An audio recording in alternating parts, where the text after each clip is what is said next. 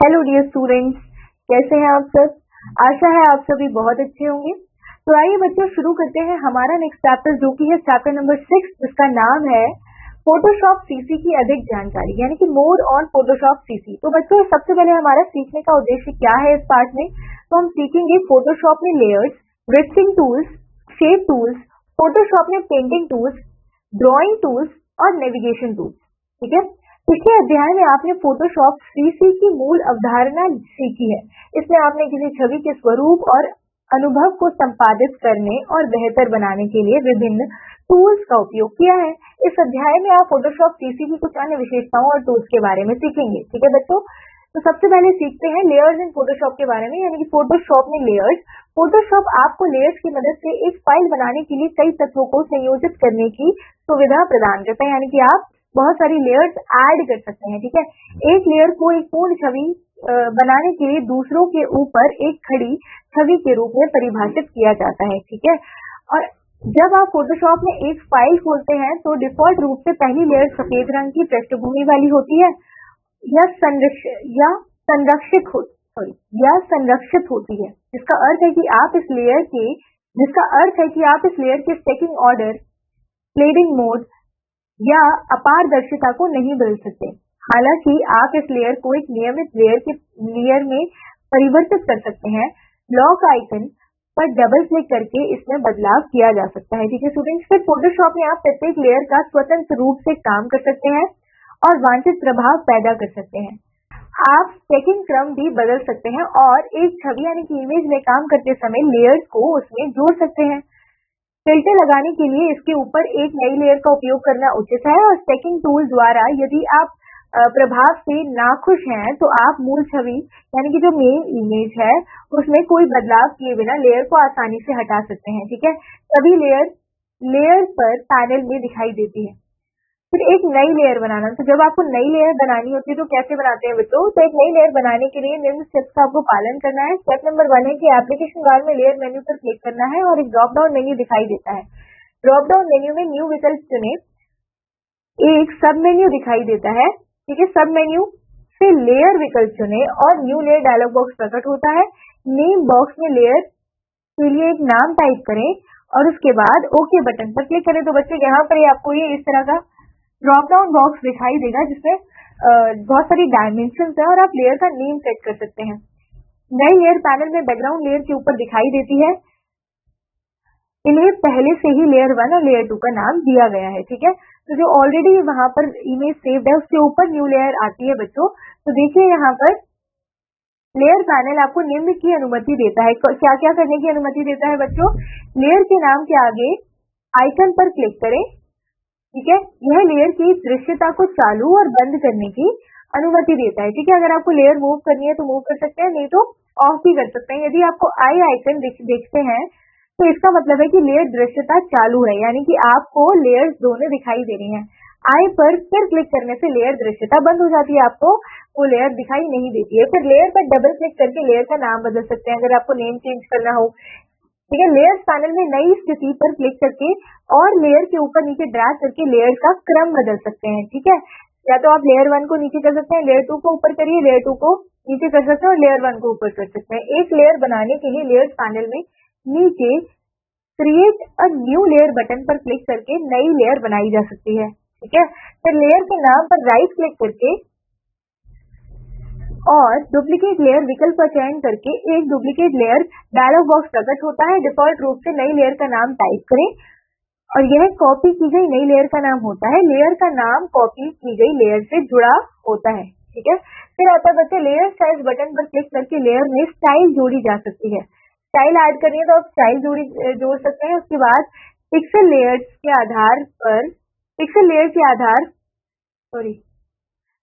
के आधार filter layers, adjust layers, type layers, shape layers और स्मार्ट ऑब्जेक्ट होते हैं। ठीक है, उसके बाद डिलीट लेयर पर क्लिक करके लेयर डिलीट कर सकते हैं। एक नया भरण बनाएं या क्रिएट न्यू फिल या एडजस्टमेंट बटन पर क्लिक करके न्यू फिल या एडजस्टमेंट लेयर बनाते हैं। कई परतों को मिलाकर एक परत समूह बनाया जाता है। उसके बाद बच्चों आते हैं पेंटिंग टूल्स इन फोटोशॉप। तो पहले अध्याय में आपने विभिन्न पेंटिंग टूल्स के बारे में सीखा है। आइए कुछ अन्य पेंटिंग टूल्स जैसे कि eye dropper tool, colour sketcher tool और इरेजर टूल आदि के बारे में जानें। तो सबसे पहले बच्चों आई ड्रॉपर टूल आपको इमेज या बैकग्राउंड रंगों को बदलने की अनुमति देता है। यह तब मदद करता है जब आप किसी अन्य तत्व के लिए छवि में मौजूद रंग का उपयोग करना चाहते हैं। ठीक है, तो ऑलरेडी जो कलर आपने डाला हुआ है इमेज में, आप उसी को अगर दोबारा यूज करना चाहते हैं तो आई ड्रॉपर टूल का यूज करेंगे।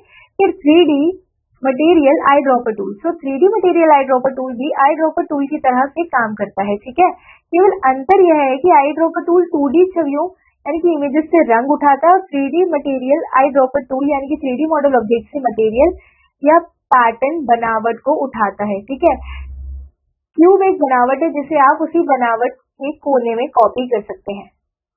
उसके बाद बच्चों कलर स्विचर टूल। तो यह टारगेट आइकन के साथ एक आई ड्रॉपर टूल की तरह दिखता है। यह आपके द्वारा क्लिक किए गए नए रंगों को मापता है। ठीक है, आप रंगों को सुधार करते समय रंग पिक्सल के मूल्यों को देखने के लिए इन्फो पैनल का उपयोग करते हैं। ठीक है, और इन्फो पैनल पिक्सल के लिए रंग मूल्यों को के 2 सेट प्रदर्शित करता है। बाएं कॉलम में रंग का मूल मान यानी कि वैल्यू होता है और समायोजन किए जाने के बाद दाएं कॉलम का मान या वैल्यू मूल मान वैल्यू है। ठीक है, फिर आता है बच्चों नोट टूल। ठीक है, तो नोट टूल स्टिकी नोट बनाने के लिए नोट टूल का प्रयोग किया जाता है। ठीक है बच्चों, यह एक डॉक्यूमेंट है जिसे आप किसी छवि या इमेज या फाइल के साथ अटैच कर सकते हैं। जब आप किसी डॉक्यूमेंट में कोई नोट जोड़ते हैं तो नोट पैनल खुलता है। ऑप्शन बार से ऑथर विकल्प का चयन करके नोट्स में लेखक का नाम जोड़ सकते हैं। ठीक है, क्लियर ऑल बटन आपको डॉक्यूमेंट के सभी नोट्स निकालने की अनुमति देता है। ठीक है, फिर आता है बच्चों इरेजर टूल। तो इरेजर टूल से चयनित लेयर पर ऑब्जेक्ट को हटा देता है और उसे पारदर्शी दिखाता है, यानी कि बैकग्राउंड लेयर के ऑब्जेक्ट को देखा जा सकता है, जिसे आप इरेजर टूल से ऑप्शन बार में वरीयताओं के साथ बदल सकते हैं। आप ब्रश, पेंसिल या ब्लॉक विकल्पों में से चुन सकते हैं। ऑब्जेक्ट की पारदर्शिता बदलने के लिए ओपेसिटी स्लाइडर का उपयोग करें। ठीक है, अगर आपको उसकी पारदर्शिता यानी कि ट्रांसपेरेंसी चेंज करनी है, फ्लो विकल्प आपको यह निर्धारित करने में मदद करता है कि इरेजर कितनी जल्दी कार्य करे। ठीक है, फिर आता है बच्चों बैकग्राउंड इरेजर टूल। तो फोटोशॉप में किसी छवि के बैकग्राउंड के हिस्से को हटाने के लिए हम बैकग्राउंड इरेजर टूल का उपयोग करते हैं। ठीक है, यह टूल क्विक सिलेक्शन टूल और इरेजर टूल का एक संयोजन है। ठीक है, बैकग्राउंड इरेजर टूल का अर्थ है कि मुख्य वस्तु को मिटाए बिना बैकग्राउंड को मिटाना, इसलिए यह बहुत मुश्किल है, इसीलिए एक से अधिक इरेजर की आवश्यकता होती है।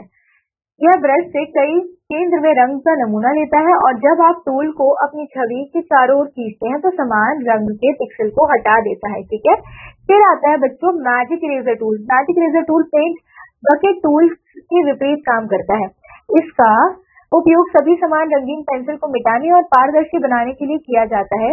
इससे आप अपने नीचे की परतों की छवियों को देख पाते हैं। ठीक है, फिर यहाँ पे एक हल्का संकेत दिया है बच्चों, और देखिए यहाँ पर आपको दिखाया भी गया है कि कैसे इरेजर टूल का यूज कर सकते हैं, बैकग्राउंड इरेजर टूल और मैजिक इरेजर टूल। हल्का संकेत ये है कि मैनुअली अवांछित क्षेत्रों को हटाने के लिए ऑल्ट को दबाए रखें। ठीक है, और अपने माउस को क्लिक करके उस बैकग्राउंड क्षेत्र को चारों ओर ड्रैग करें जिसे आप हटाना चाहते हैं। ओके, जब आपको एक साथ बहुत सारी चीजें हटानी है तो आप क्या करेंगे, ऑल्ट को दबाए रखना है आपको। फिर आता है बच्चों रीटचिंग टूल। ठीक है, तो रीटचिंग टूल आपको छवि की वस्तुओं से रीटचिंग टूल आपको छवि से वस्तुओं को जोड़ने और हटाने में मदद करता है। आप ना इमेज से वस्तुओं को जोड़ सकते हैं और हटा भी सकते हैं। ठीक है, रीटचिंग टूल का निम्न है। अब यहाँ पे देखिए स्पॉट हीलिंग ब्रश टूल। तो ये स्पॉट हीलिंग ब्रश टूल क्या है बच्चों, फोटोशॉप की जादुई विशेषता में एक स्पॉट हीलिंग ब्रश टूल की मदद से एक छवि के धब्बे, खरोंचे या यहाँ तक कि वस्तुओं को हटाना या मरम्मत की जा सकती है। इसे टेक्सचर रिप्लेसमेंट टूल के रूप में भी जाना जाता है।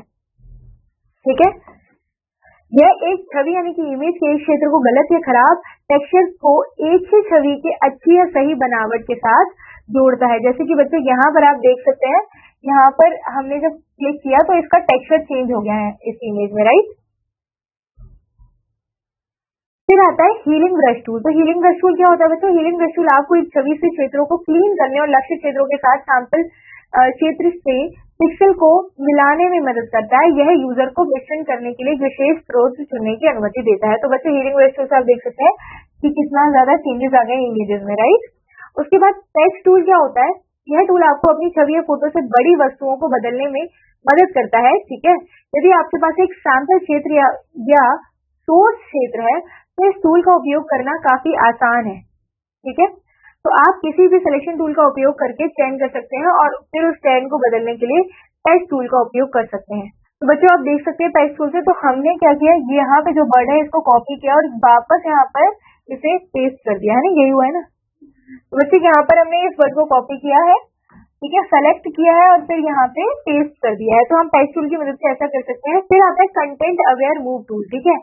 तो कंटेंट अवेयर मूव टूल सबसे अच्छे रीटचिंग टूल्स में से एक है जो आपको किसी ऑब्जेक्ट को इमेज में एक अलग स्थान पर ले जाने की अनुमति देता है, ठीक है। आप इमेज की पोजीशन चेंज कर सकते हैं। फोटोशॉप स्वचालित रूप से पीछे छोड़े गए क्षेत्र का ख्याल रखता है।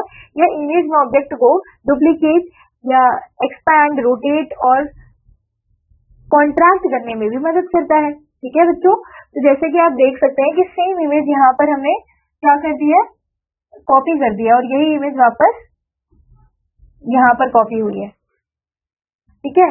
फिर आता है रेड आई टूल। तो रेड आई टूल आपने मानव और जानवरों की आंखों की रंगीन तस्वीरों में लाल पुतलियां देखी होंगी। यह आमतौर पर तब होता है जब टॉर्च का उपयोग करके फोटो लिया जाता है, ठीक है। तो क्या होता है कि आईज रेड दिखाई देती है, उसकी वजह से फ्लैश की रोशनी रेटिना से परिवर्तित होती है और कैमरा इसे लाल आंख के रूप में कैप्चर करता है, राइट।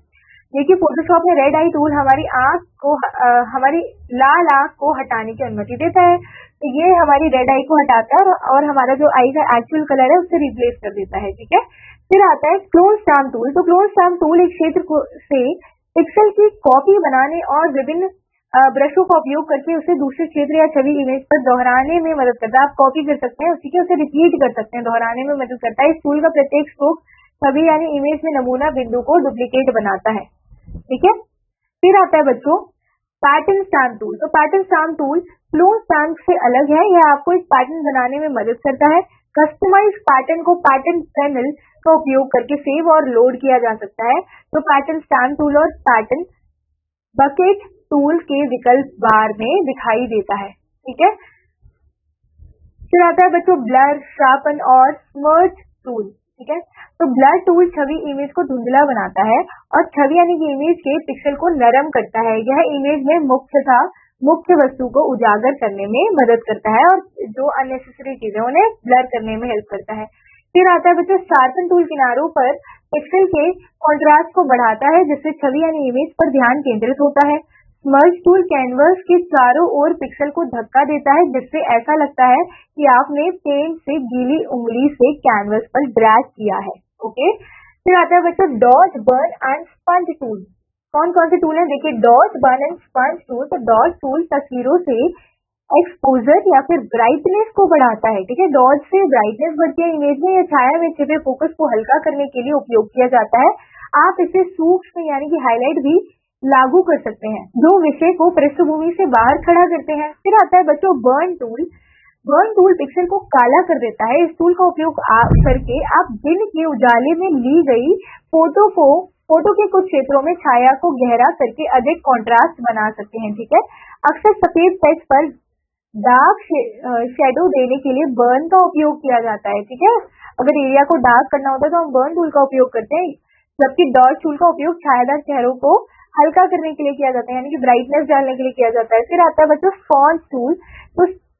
फिर आता है बच्चों स्पंज टूल। तो स्पंज टूल आपके द्वारा पेंट किए गए क्षेत्रों में रंगों की समृद्धि या तीव्रता को कम करता है, ठीक है, और यह रंगों को समृद्ध और अधिक जीवंत बनाता है। फिर आता है बच्चों ड्राइंग टूल। अब आप कुछ ड्राइंग टूल के बारे में जानेंगे। तो सबसे पहले है पैनल टूल। तो पैनल टूल किसी आकृति को बनाने के लिए सीधी रेखाएं या वर्क बनाता है, ठीक है। पैनल टूल एक वेक्टर पथ बनाता है। इसका उपयोग पथ या जटिल आकार बनाने के लिए किया जाता है। फिर आता है बच्चों शेप टूल।